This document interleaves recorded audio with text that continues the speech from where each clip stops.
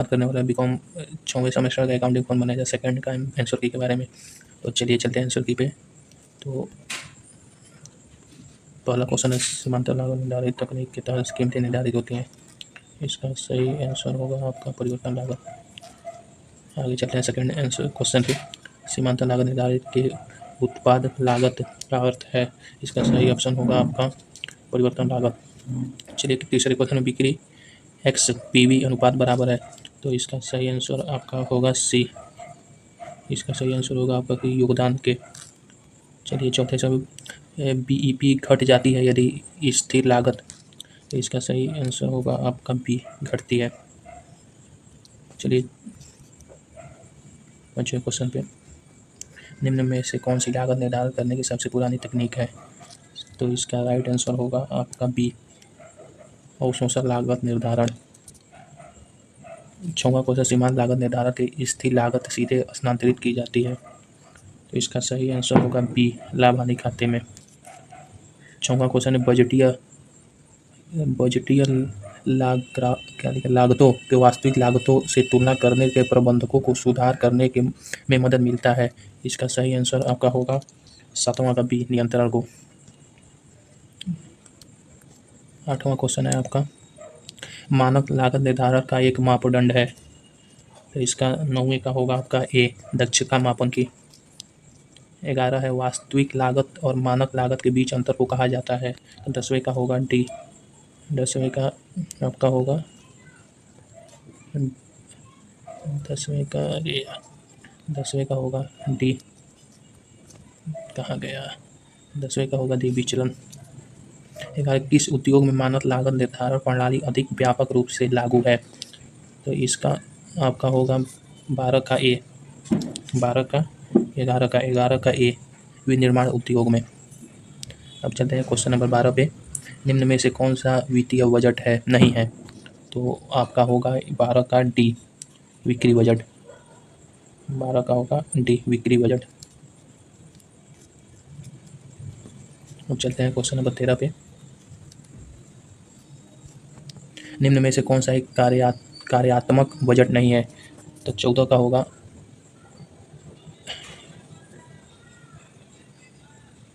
13 का होगा डी बजटीय आर्थिक चिट्ठा। 14 का होता है दीर्घकालिक बजट निम्न में से तैयार की जाती है। तो इसका होगा सी। इसका होगा सी दीर्घकालीन वित्त।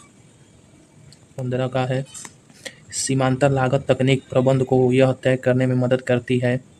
इसका होगा उपयुक्त सभी ऑप्शन डी। 15 का ऑप्शन डी। लागत निर्धारण की कौन सी तकनीक लागत को स्थिर और परिवर्तनीय लागत में अलग करती है। तो इसका होगा बी आपका सीमांतर लागत निर्धारण। अब चलते हैं आपका 17 नंबर क्वेश्चन पे। सीमांतर लागत तकनीक में स्थिर लागत को कभी कभी कहा जाता है। तो इसका होगा बी अवधि लागत। सीमांतर लागत तकनीक में परिवर्तनीय लागत को कभी कभी कहा जाता है उत्पाद लागत। 18 का ए योगदान अंतर है ऑप्शन ए बिक्री और परिवर्तनीय लागत में। 20वां है सुरक्षा मार्जिन में सुरक्षा किया जाता है। इसका उपयोग सभी।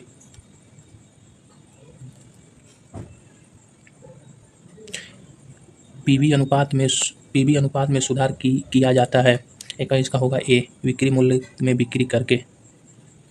निर्णय लेने के उद्देश्य से प्रबंध के लिए कौन सा अधिक उपयुक्त है। तो इसका होगा 22 का बी सीमांतर लागत निर्धारण। 23 योगदान बट्टा बिक्री बराबर है। इसका होगा ऑप्शन ए पीवी अनुपात के।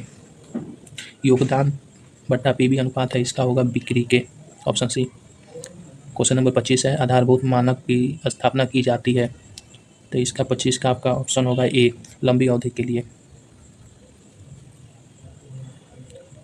क्वेश्चन नंबर 26 है मानक लागत और वास्तविक लागत को अधिकता को कहा जाता है प्रतिकूल विचरण। तो इसका होगा ऑप्शन बी। लागत नियंत्रण के दृष्टिकोण से सबसे अधिक इस्तेमाल की जाने वाली मानक है। इसका 27 का ऑप्शन होगा आपका सी सामान्य मानक। इस पर जो टिक लगा उस पर आप लोग ध्यान मत दीजिए। मैं जो गोला कर रहा हूँ उस पर ध्यान दीजिए। एंड निम्नलिखित में से कौन सा मानक लागत का मुख्य घटक है? तो 28 का आपका होगा सी वास्तविक उपज। 29 नंबर क्वेश्चन है सामग्री विचरण का सही परीक्षण क्या है? तो इसका होगा ऑप्शन सी MCV बराबर MPV प्लस MUV। एंड आगे चलते हैं क्वेश्चन नंबर 30 पर, जब एक से अधिक सामग्री का उपयोग किया जाता है तो निम्न में से कौन सा विचरण उत्पन्न होता है? तो 30 का ऑप्शन होगा डी। 30 का ऑप्शन होगा सामग्री मिश्रण विचरण। वास्तविक और मानक लागत के बीच विचरण जाना जाता है विचरण विश्लेषण, ऑप्शन सी।